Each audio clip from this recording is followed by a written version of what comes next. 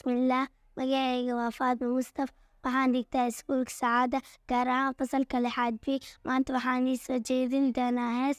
Heestaas waxaa curiyay Abwaan Xasan Sheekh Muumin.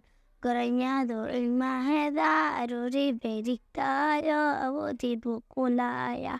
Shimbirtuna aroosay ilaah idin ammaanabay, ubadkiisa xiisa kala aruun labadu iyo edabtiyo aqoontiyo asluubtay isku dhaafeen. Caqligii wanaagsani itaan inuu garoon habal eego u fiirsada. Ilkaweynu maroodigu aradaadu mirtaaba, cadowguba u gaadha aborkuna dudumadan.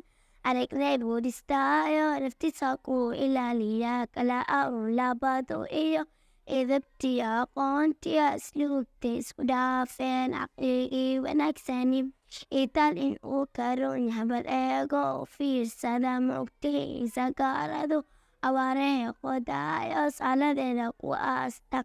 Libaaxuna ma asturay limadu ka arooru, digadiisa ku aragna kala aruun labadu iyo edabtiyo aqoontiyo asluubtay isku dhaafeen. Caqligii wanaagsani itaan inuu garoon habal eego u fiirsada.